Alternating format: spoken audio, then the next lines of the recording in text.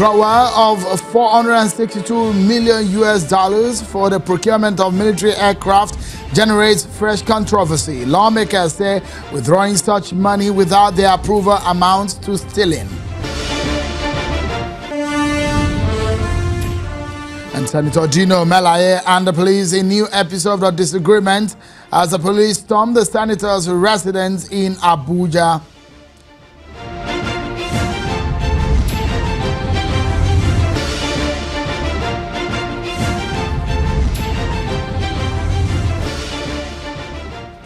Many thanks for joining in, everyone. This is Politics Today, live on Channels Television. I'm Sean Kimale in Lagos.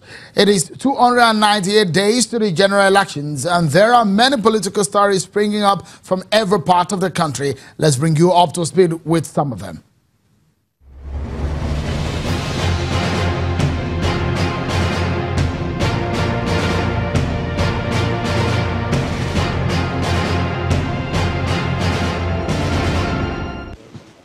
The Independent National Electoral Commission, INEC, is reacting to the issues of creation of more polling units, which has generated several reactions.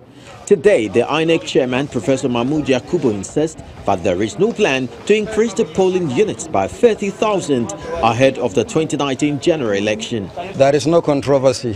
INEC is not creating 30,000 polling units, full stop.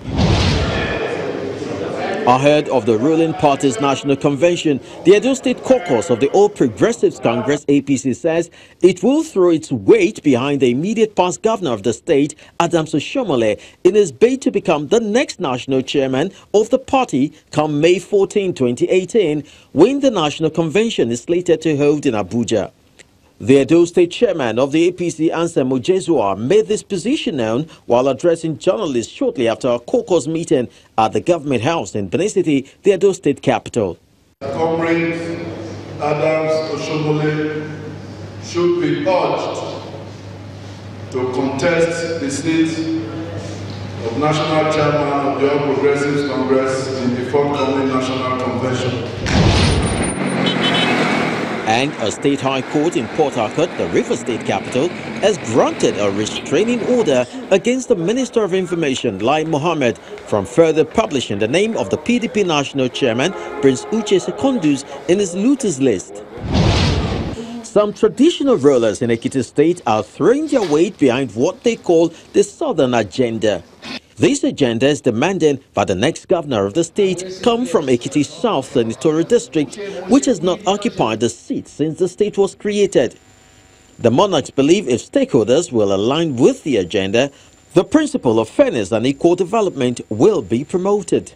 All of us in Ekiti should speak with one voice, because there is a particular part of Ekiti State that has been marginalized for quite a while in terms of producing governors.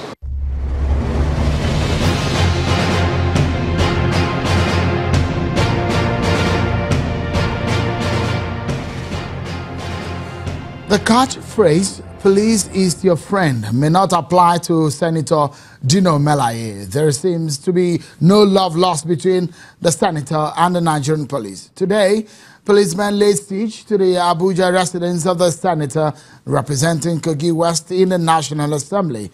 The senator Melaye, in his response to the action of the police, said the force does not have a warrant yet and that the matter is still in court.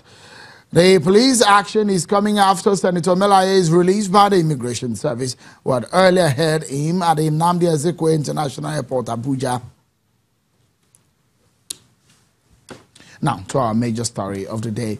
Nigeria has been in discussions with the United States government for the purchase of Super Tucano aircraft under a direct government-to-government arrangement. That discussion has been on for a while now. The United States had placed embargo on arms sales to Nigeria under the ley law following allegations of human rights abuses by the Nigerian military in the fight against terrorism. They made a U-turn and agreed to sell to the country.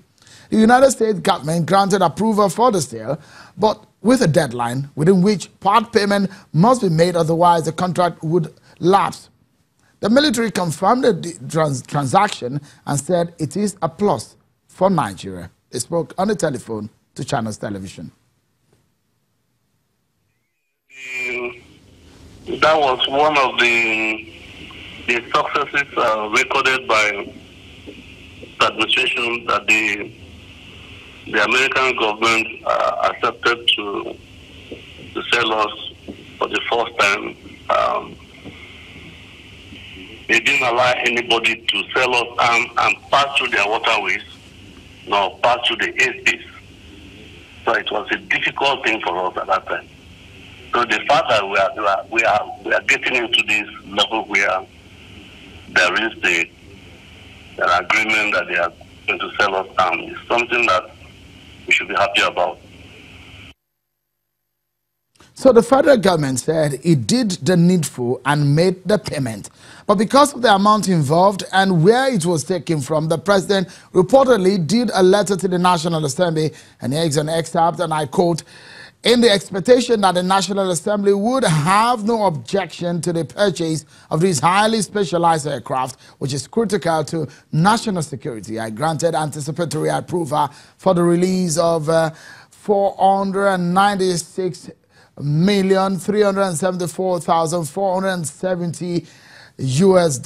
This was paid directly to the Treasury of the United States government. I am therefore right in seeking approval of this House for the sum of $96 million US to be included in the 2018 appropriation bill, which the National Assembly is currently finalizing. The balance of the requirements for critical operational equipment is still being collated from the different security services and will be presented in the form of a supplementary appropriation bill in due course." So last week, the National Assembly got to know about it. We play it at some point on the program. We reached out to the presidency, and here is an update on the story. The letter to the National Assembly will take this. If anybody is trying to make an issue of approvals ahead of National Assembly, look, this is like dealing with a government that is a due-process government, and if circumstances force the government to act in a way that would give this kind of sense, wait for the government, for the explanation that the government itself will be given.